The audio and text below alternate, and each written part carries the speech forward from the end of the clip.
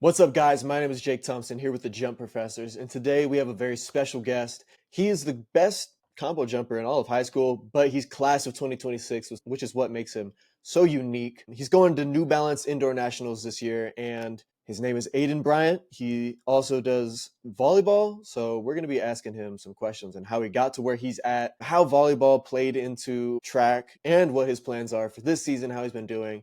And yeah, so let's hop straight into it. So, Aiden, how did you get into triple jump and long jump? What's your track journey been like? Take us from like how you got into it and then into middle school or high school, however you want to. My seventh grade year, I was approached by my what would be my jumps coach this year, and he was like, "You're pretty fast. You should come and do track." And my modified year, I was on the modified team, and I didn't even do any jumping events. I did the 55 hurdles at the time, and all the other sprinting events like 100, 200.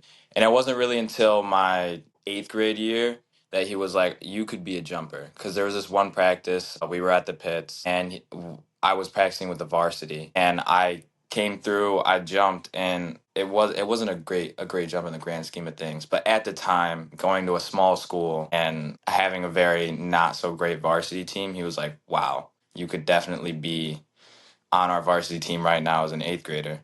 And I got pulled up because I was preseason at the time, and I jumped, I'm pretty sure around, I think like 20 feet 11 or somewhere around there. And I had not started triple yet, or I think I might have done it once, and it was like 39-11 or something like that. And then my freshman year, I quit basketball, which was a very big decision for me at the time.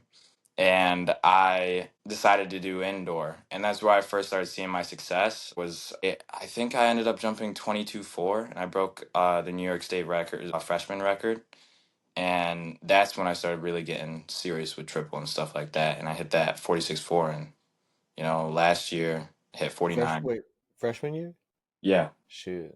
Dang, man. Okay, keep going. I'm just a bit shocked. Yeah, and then my going into my sophomore year, my freshman year during around national time, I mean indoors, it was all right. I came through.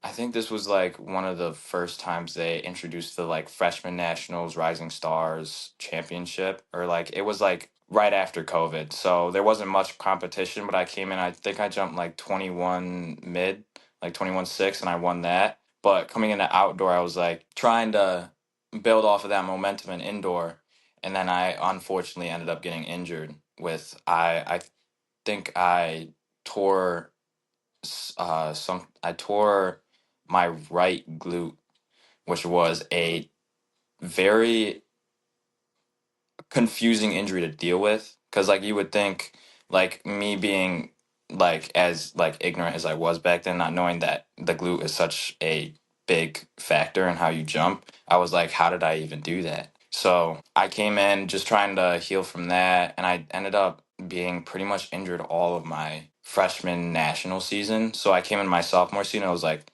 all right, I gotta focus on staying healthy, building up my hip strength because that was a big issue at the time, and just being able to execute. And I think coming to indoor, I think it was my first invite. It was at the Jack Reed Showcase, and I came through. I jumped 23.2, I believe, and that was my first time ever being above like 23 and being like somewhat nationally ranked. And then I kept building off that throughout the season. Like went up, I think it was like 23.4, 23.5, 23.6, and then 23.8 at state qualifiers. And then I came in that season as well. Triple, not much of a focus as it was the year prior or as it is now. And I came through, I think, 46, 47, and then I hit 48 state qualifiers. And I was like, okay, I think I can definitely pull something out here. And I came in my state meet in New York. Me and my coach were talking about it. He was like, you could definitely hit somewhere around 49 and somewhere around 24. And I came in, hit I think 49 and a half inch, which was a huge PR for me at that time. And I didn't end up PRing in long jump, but I hit 23.5 and I doubled in the state titles.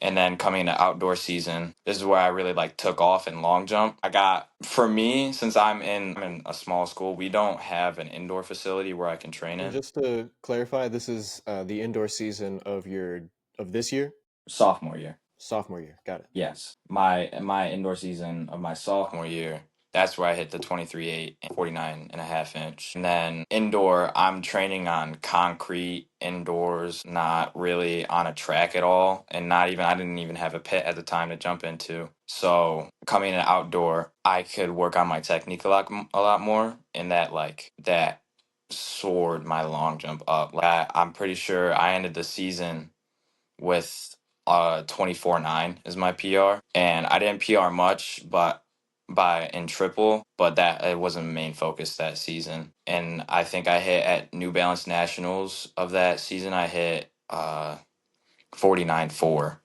I believe. And coming into this season with that success last year, being an All American and stuff like that, I was just trying to build up a base and really start to be able to control the phases of my jump and like work on takeoff angles and just being able to handle that stress that jumping, like 50 feet would put on my body. And I came in Jack Reed again. I hit 24.10 3/4, which was a huge indoor PR from last year. So I wasn't expecting that whatsoever. But I mean, I'm grateful, of course. And I came through actually yesterday. I hit 50 feet 8, Ooh, and with not as much triple practice as I would like in the season, but I'm still training through. I'm still training. I'm still doing like I'm not tapering until I think Tuesday. So I mean, it was a rough workout week this week. So my legs are heavy, but I'm hoping that I can maintain that and go into states and nationals and hopefully PR again. all right. So as it stands right now, tell the people what your PRs are, or at least your season best for this season. My season best and my PRs are 24.10 3/4 inch in long jump and 50 feet 8.5 inch in triple jump. Nice. So you're going into New Balance Indoor Nationals. Tell us a little bit about your preparation going into it. You said that are you still struggling with the facility access? Like, do you have access to facilities now, or are you still going on the concrete? Yeah, I mean, it's gotten better since my freshman and sophomore year. We've been able to get into a facility that's near us that is pretty old. It's like one of the older tracks, it doesn't give as much feedback. But I'm jumping into a pit now, which is a lot more forgiving on your body compared to jumping onto a mat and on gym floors. So, I mean, I've gotten into a facility at least once a month, I'd say. Nice. So, I mean, that just goes to show that if you have the determination, you can get to where you want to go. You don't need fancy facilities, you just need to lock in. Mhm. Tell us a little bit about some of the things that you did to manage, like, what were some things that you and your coach did to kind of work around not having access to a pit? You said you were jumping on mats, jumping on gym floors. Like, what were some things that you and your coach did to kind of replace the training that you didn't have access to? uh got this like rollout mat that we could put our spikes on, and we set up like a mini runway in the gym, and we had a high jump mat at the end. Probably the runway was probably around like I'd say like 60, 70 feet. And we just did all our drills there. Like we never really we're still not getting much full approaches in yet. So in order to replicate the forces that I'm like gonna feel, I have been in the weight room a lot more than I was my sophomore and freshman year. All right. And tell us a little bit about the weight room stuff you've been doing. Power cleans, squats, what have you been doing? What's really been a big helper in like managing the forces. I've been doing a lot of contrast sets. Like, for example, I think it was last week, we had a weight room workout where I was doing like quarter squats at 95% maximum reps, max rep, sorry, for 3. and then I would go immediately, not even like 10 seconds after, straight into the hallway and I'd start bounding, doing like 15-meter bounds. And then for that same day, I did, I think, hex bar deadlifts for three at 95% of my one rep max. And then I would do like some quick hurdle hops right after over that. So contrast training, did you feel like the quarter squats and the trap bar deadlifts kind of like get you revved up for the bounds and the hurdle hops? Yeah, I definitely like when I like my mental coming into it, like the having, I'm core squatting about like 400 pounds coming in, like I'm having that much weight on my back and just coming through being able to put that up. It not only trains the mind, but it just like trains your muscles to think like, okay, I can replicate this. I can put that much force into the ground when I'm, say, running or bounding. Because whenever you have the weight on your back or you lift in the trap bar deadlifts, like you're trying to push through the ground, and so it gets your mind comfortable pushing through the ground and putting that force in there. Oh my gosh. One thing I definitely would like stress is if you're trying to get better, I've gotten so many DMs saying like, I see you're jumping far. How do you do that? Train, at least for as a long jumper, train like a sprinter. You want to be on the track almost, if not more, as much as you are in the pit. Mm-hmm. Because you are a sprinter first as a horizontal jumper. Like you've got to sprint into it. And the faster you are, the further you jump. Have you done any sprinting events like 60-meter, 100-meter? And Yeah, I did the if so, what are your PRs? I did the 55 and my PR is like I think it's 647, and that converts to around like a 6'9", 60, 6'8" high, somewhere around there. Nice. And then And yeah, go ahead. my 100 PR last year was 1109. Okay. 1109. Yeah, so right around that 11-second mark. Usually where you want to be around if you want to jump pretty far.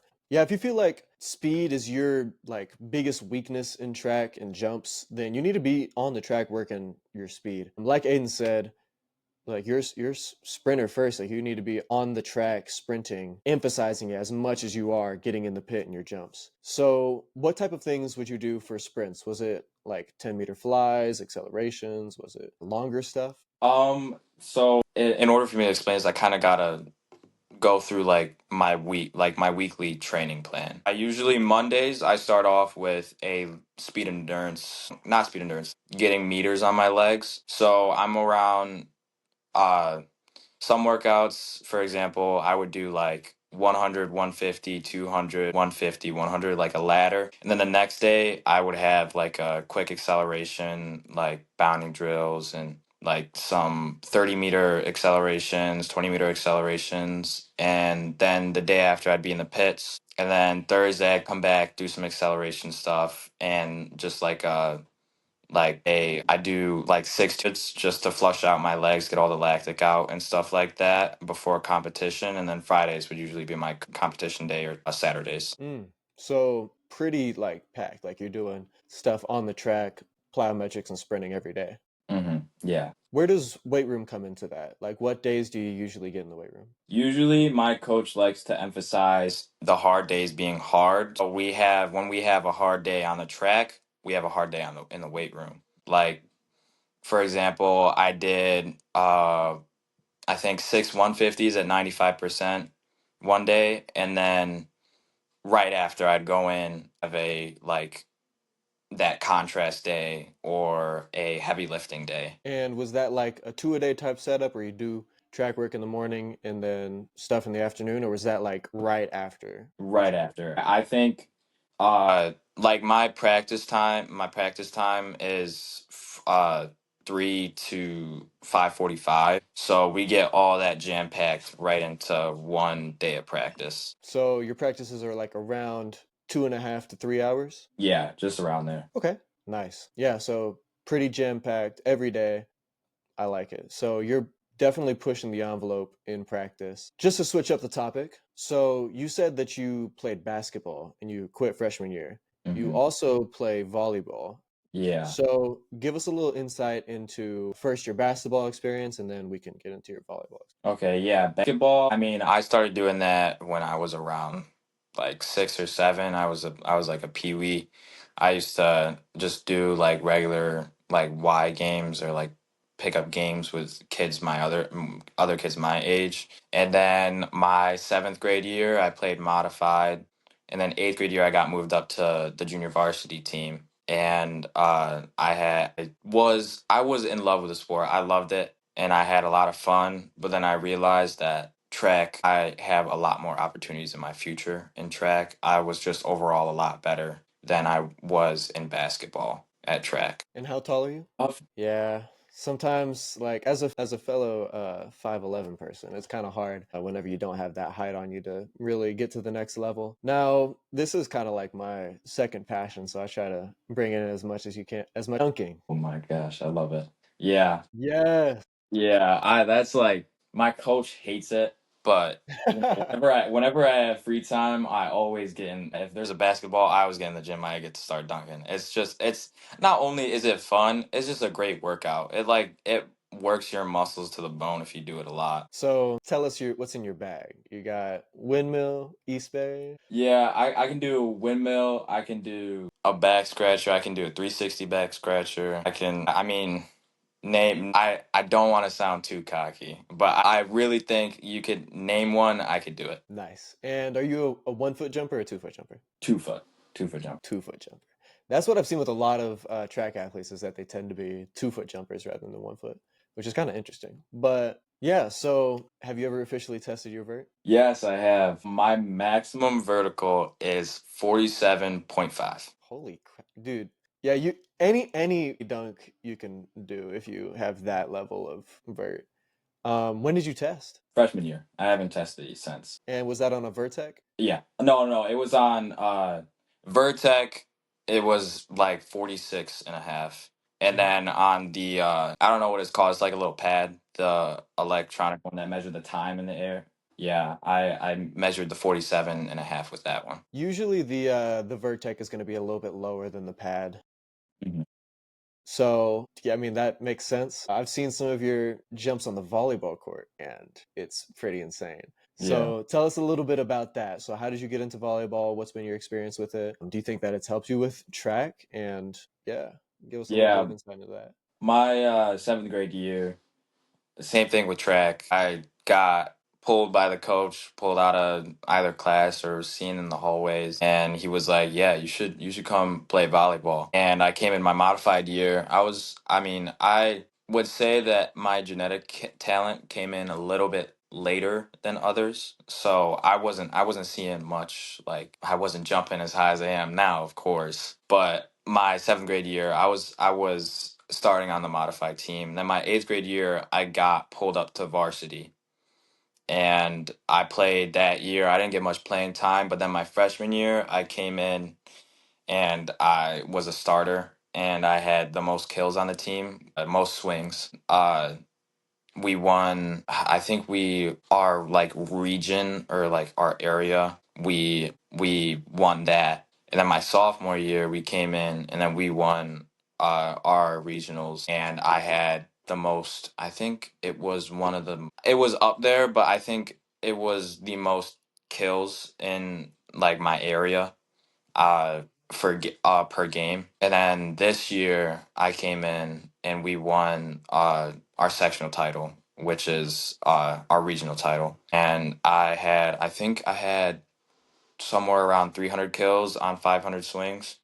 And then I think my hitting percentage was somewhere around the 30s or 40s, kill percentage, sorry. And Nice. yeah, I mean, I love playing volleyball. I think it's the reason why I jump as high as I do right now and I jump as far. It's like such a great base builder for the indoor season because you're getting that plyometric work every day in practice because you're just jumping and jumping and jumping and jumping. So when I come into the indoor season, I'm like, okay, I don't really need to worry about like jumping much right now because I've been jumping for the past 2 3 months every week. So I just come in and work on speed work and stuff like that, pretty much. For sure. And what position do you play? Outside hitter. Outside hitter? Yeah, yeah. Yeah. Outside hitter. Nice. Yeah. So I'm jealous. I wish that our school or even our area had volleyball, but they don't. I try to play every time I can, but it's kind of hard to come by. So yeah, I mean, is that something that you're also pursuing maybe to do at a higher level, or is that something more for fun? Tell us a little bit. I mean, part of me wishes I would pursue it, but I not only have I had other people telling me that I should definitely stick with track and try and, go as far as I can with it, but I think myself, I mean, being the height I am, even if I were to somehow get into the 50s with my vertical, I still don't think that I would be able to like compete on a pro level at all comparatively to track. So, I mean, if hey, if any coaches want a dual sport athlete, volleyball and track, and you're Division One, hey, I'll take it. I'll do it. But Hey, I mean, it's a thing. People are doing it. Carson Gordon out of UCLA, quarterback and triple jumper. I mean, if you're good at both, you can do both. Just depends on where you go. But yeah, I mean, you're right. Volleyball is a very height dominated sport, yeah. but, So I think that the volleyball stuff is actually really, really interesting for people to know. Like, you don't do track year round. And I think that having a little bit of a different stimulus, a little bit of a some variety, like Hmm. maybe 3 months out of the year, is so beneficial for most athletes because Yeah. a lot of times people get pigeonholed into this Mm. one thing that, like doing the same thing year round can lead to injuries, can lead to a lot of different things and plateaus. So Yeah. variety is important in my opinion. Going back to track and field. So what jumps drills do you do in the outdoor season whenever you do have access to a pit? Are you doing a lot of full approaches, a lot of stuff off of short approaches? Uh, you doing high volumes of bounding, no bounding at all? Tell us a little bit about that. Pretty much since I have a pit to jump in, instead of having 1 day of jump tech, I usually have two, and it's a lot more of getting that full approach down.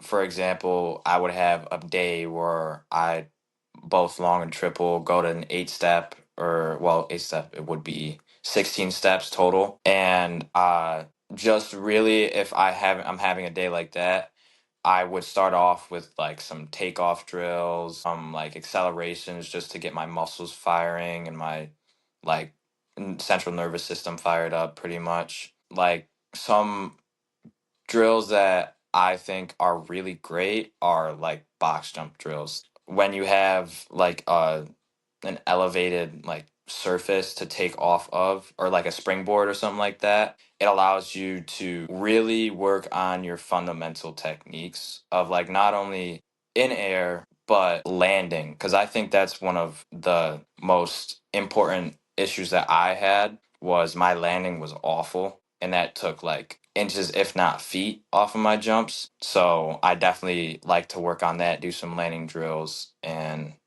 some approach drills as well. Nice. So yeah, that box, it can like, are you talking about just like where you're taking off of the box, where it's kind of just like an elevated surface, Yeah. like a springboard, like you said? Yeah. Yeah. Gives you a lot of time in the air, a lot of like space to figure things out, what you're doing in the air, where you don't have to worry about having as big of a takeoff. I think that's very important for people that might be struggling more with their landings, what they're doing in the air. Just like take away the need to really like try hard on the takeoff. Get the takeoff position correct, of course, but then you can go into your landing and in air mechanics and dial in on that. Of course. So that's another interesting thing. Tell us a little bit about what you've been doing this season specifically to get you prepared for New Balance. Base building, just working on just core strength, my leg strength, my arm strength, just looking to build well and efficient muscle. Pretty much, it's not necessarily. Of course, there's technical things, but I've been such a technically focused jumper my entire career that it has gotten to a point where it's just like little things like a degree to on or off of my takeoff angle, or like driving my knee just like a centimeter or two up more. It's really not much that I can work on indoors without facility and pits to jump in. So I've just been training like a sprinter and building up my strength tolerance and strength overall. Nice. I think that is very important, like being able to figure out what you can do instead of being caught up on what you can't do. Like if you can't do full approaches, then do short approaches, do bounding, emphasize the weight room, like you said, emphasize your base building so that whenever you do have access to a pit, you're strong enough to be able to handle the full approaches. You're strong enough to be able to do higher volumes and be able to utilize the correct technique, like you were saying, and really dial it in.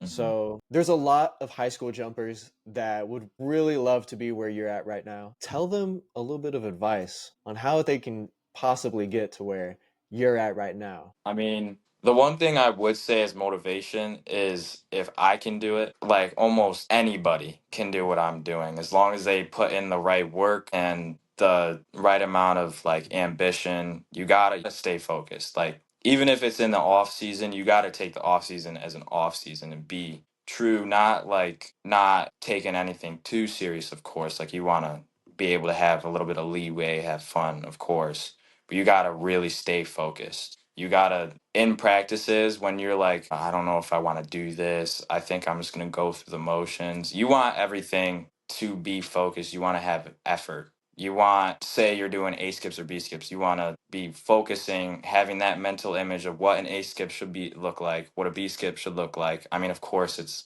such a minor scale, but that's just the real like basis of everything that you should think of, how you should think of everything. You want to stay, you want everything to have a reason. You want to be doing it with reason. You want to be working hard with reason. Overall, you just want to stay focused. It's of course when you have lack of dedication and hard work, it's going to be hard to get where you are. But as long as you can keep your eye on the goal and be like, even during a hard work and be like, okay, this is what I'm working towards, or this is what I'm trying to hit. You want to stay motivated. You want to stay locked in and honed in on that goal and stay, you know, motivated, of course. Being intentional about like everything that you do. Like Exactly. effort, it's got to be there. Focus has to be there. Got to know what you're working on and try to do it to the best of your ability. And just like intentionality, that's so true. If you lack those things, then it's going to be harder for you to improve as much as you have the potential to improve. Because that is right. You're totally right that most people can get to a very high level, but they just have to like be intentional and do the right things. And most people know what the right things are. They just got Mhm. to do it. Sleep, eat correctly, effort and practice, be intentional with everything that you do. That is so true. So tell us a little bit about growing up. Did you do a lot of sprints, a lot of jumps? Like you played basketball? Were you trying to like one trend that I've seen with a lot of people who started out in basketball is that they did a lot of jumps. Like if they have a good vert, they did a lot of jumps. If you're fast, you probably did a lot of sprints. So tell us a little bit about your experience with athleticism growing up. I mean, as a kid, my mom would tell me like I would always try and touch the top of the doorways. I would always try and be like, jumping all the time. So I'd like to say that I was a kid that loved to, bounce around, just jump and run. And I did three sports. I was basketball, soccer, baseball. So I was always staying active. I was never really inside. I was either at a game or at a practice when I was a kid. So I definitely would say that in athletics, I have been, ever since I was a kid, I've been playing, jumping, and running pretty much. Yeah, and that's so important is having that base of athleticism, doing multiple like if you're a kid that's in middle school, don't specialize early. Do the sports. He still does volleyball. No, like high level athletes, they're athletic in many different contexts. So stick with it, keep the variety in there, and then later down the line, start to specialize. Aiden, tell us a little bit about your goals for this season, the rest of high school, if you want to say. What are some PRs or marks that you're looking to hit?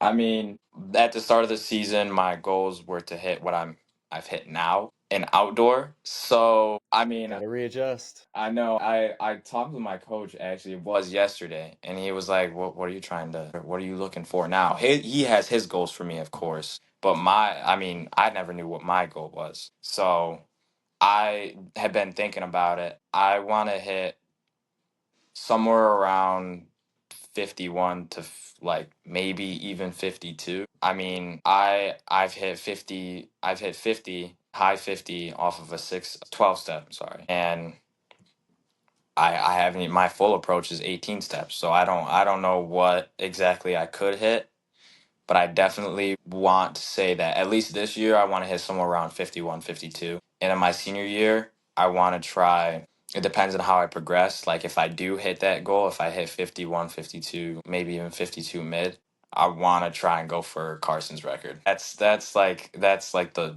goal, of course. It's a very out there goal. I don't think not many high schoolers are gonna be able to jump 54 feet, but it's like you know my coach likes to say there's realistic goals and then there's the dream goals. That's the dream goal. Dream goal is to My hit coach that. calls them stretch goals. Yeah, stretch goals. Yeah, like I that's Exactly. my stretch goal is to hit that 54, that Carson Corden jump. Nice. Yeah, that's a great goal. Being at 50 indoor season of your junior year is like, that's a good place to start out for that goal. From your perspective, what are some things that you see in your jumps that you think you could improve on to get to that 51, 52 range that you were talking My biggest issue right now is control. Like I usually my legs are like, especially from my second to third, when I'm in that like with my arms out driving into that third, my right leg is off to the side or it's somewhere like my hips extended outwards.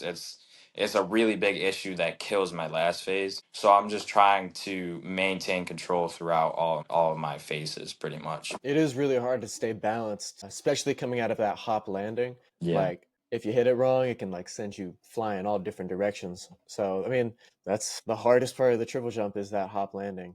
Mhm. So, what would you say has been the best at like what you're the best at in triple and long jump? We'll start with triple and then move to. I definitely say being able to stay low. Like my issue my freshman year was that I was getting like I was taking my first phase like it was a long jump.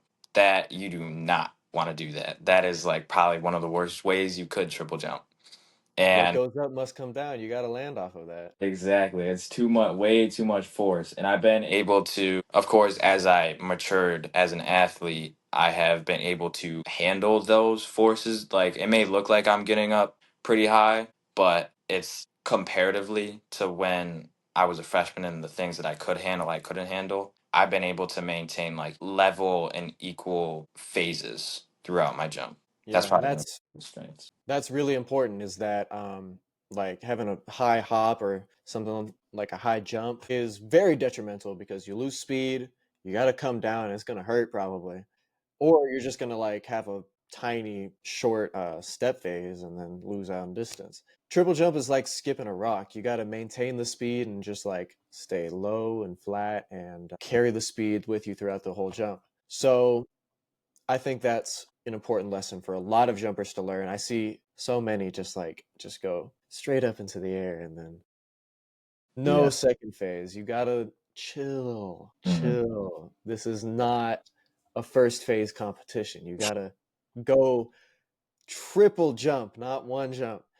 So moving on to long jump, what do you think is what you're best at in the long?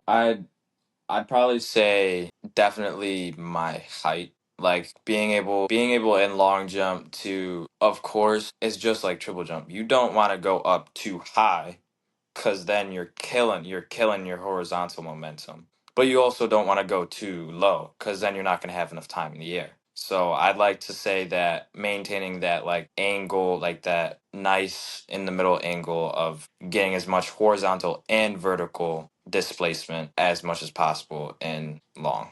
That's probably one of my biggest strengths. For sure. And I'm sure that you felt this. Whenever you like end up going for too much height, those last five steps, you got to like lower a lot and slow Yeah. down because you can't like get that height at max speed. So not only is it just like not optimal to jump too high or jump too low, but it makes you slow down, which is not great.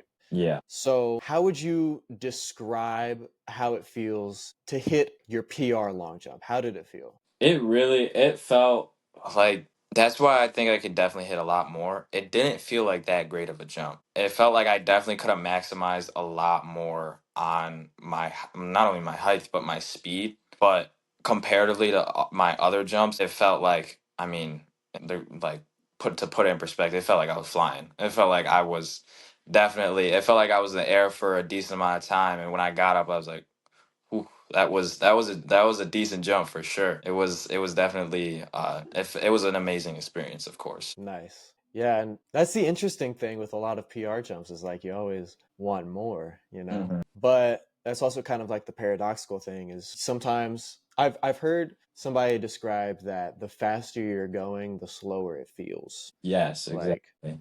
Yeah. the more like because you have to relax. Whenever you're straining hard and pushing, like that's not helpful to your jumps, it's not helpful to your sprints. That relaxation is very important. Yes, most definitely. So, Aiden, wrapping it up with one last question. If you were to give your middle school, your freshman year self, a couple of pieces of advice, things that you wish you could have done better, you wish you could go back and change, what would it be? Don't be afraid of sprinting. Don't be afraid of running those daunting 200 workouts, 200-meter repeats. Those are one of the most, if not the most important phases in base building and just overall fundamentally sound parts of your career. Having those hard days is going to get you to those fun days, those meet days where you're jumping like, 22s, 23s. I know it may seem like a crazy number at the time, but if you're jumping like 19, 20 feet, as long as you can take those hard days seriously and be able to survive and eat well, get some good sleep after it, it's going to do numbers to your jumps. You're going to be able to not only just in like shorthand, because it's like your career, even in high school, if you started like last year, it's like the indoor and outdoor season is a like 6 month span combined. So you're definitely, you have leeway and time. So it's like it's a journey, of course, and you want to stick with it. And that goes back to what you were saying earlier about doing everything with intentionality. Like, even those hard days, days where you don't really feel like it, you've got to do it because it's there for a reason. And it's hard for a reason. Like, Exactly. that's what you got to do. I mean, nobody says it's going to be easy. Yeah, nobody said it was No, gonna be nobody easy. says it's going to be easy. But if you want it, you're going to do the things that you need to do. Hmm. So I think that's a great piece of advice. So wrapping it up, Aiden, where can people find you? What can people be expecting from you at New Balance Indoors? And yeah, any closing remarks? You can find me. Am I allowed to plug my socials? Mm-hmm. Yeah, you can find me Of on course. Aiden Bryant 23 on Instagram, and then not Aiden OL on TikTok. You know, hopefully New Balance Nationals, I can put on a show for you guys. That's the goal. That's always the goal for me, is just to make it entertaining. Hit those numbers that everybody's like, "Whoa, I didn't even know that was possible." That's my goal. Well, you're doing a lot of seemingly impossible things for a junior in high school. You better post those New Balance Indoors jumps. I'm Yeah. going to be excited to see them. I'm going to be excited to see what you do the rest of your high school career. So, yeah, thank you so much for the interview. We'll be seeing you soon. Yeah. All right. Adios. See ya.